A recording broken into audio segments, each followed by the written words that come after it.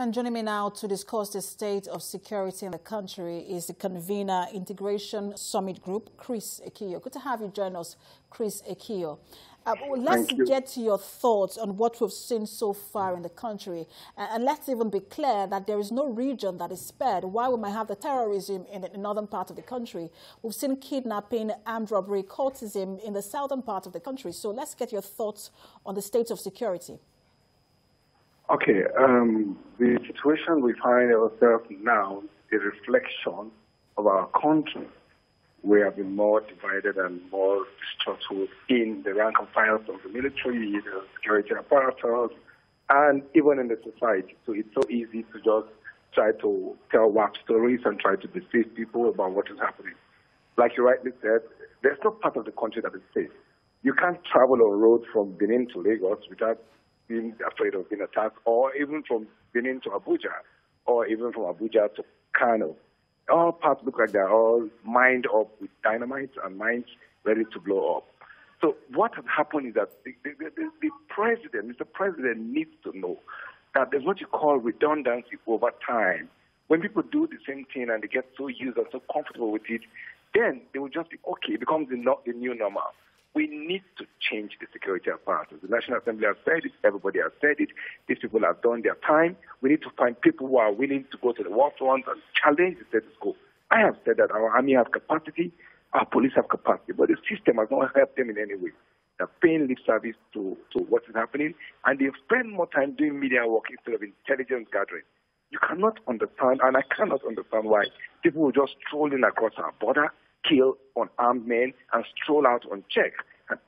Excuse me. And every day on the news, what we get to see is that they are bombing out and blowing out and smoking out terrorists. Now, this is not only in the northeast. It's happening everywhere, right in the center. The only place that you can be rest assured that something may not easily happen to you is Abuja. You can't travel anywhere. Look at the rails that they thought was an alternative is unsafe. And because of all of that, airlines now are so expensive. I mean, life is only for the elite who can afford self-security. So government needs to re-strategize. There are people, we're talking about employment. People are willing to be recruited if they are motivated to defend our country. They should look out for those people, get them involved, train them, and keep them to do this battle. It's only when this country, the American SEAL came here, went there, and carried out an operation and left. Not even one person was injured. We have those capacities. We've done it in ECOMOG, we've done it in almost UN peacekeeping we've gone to. We can't. Let me come in here, Chris Ekiyor, because you said two things. First, you said we have to change our security apparatus, and then you also talked about re-strategizing. And some people say that, look, the military approach here is just 1/3 of the strategy, that there are other parts of the strategy, for example, maybe 60%, that we have not explored. Can you help us understand what that might be? Yeah, I'll tell you my experience. You know, when in the Niger Delta we had this conflict with militants everywhere, it took communities, the military, and the government to partner. I think that the military cannot go it all hog without interfacing with the community. So you have the civilian GTS, for instance, in the Northeast. They need to be enhanced. There must be intelligence sharing, and there must be more sting operations, and there must be mercenary operations. When I'm saying mercenary, I'm not asking them to bring in foreigners. They can send in trained military spies in to the other end and get information. We're able to track real time what these people are doing, and before they hatch their plans, we're able to knock them down. We need to, the billions and billions we've been hearing that are being spent on security, it's alarming if we still have this kind of killing going on unchecked. People driving, slaughter over 70-something persons, and nobody, all we do is bury, and the next day we are back. The jet fighters we've been expecting are taking too long to come.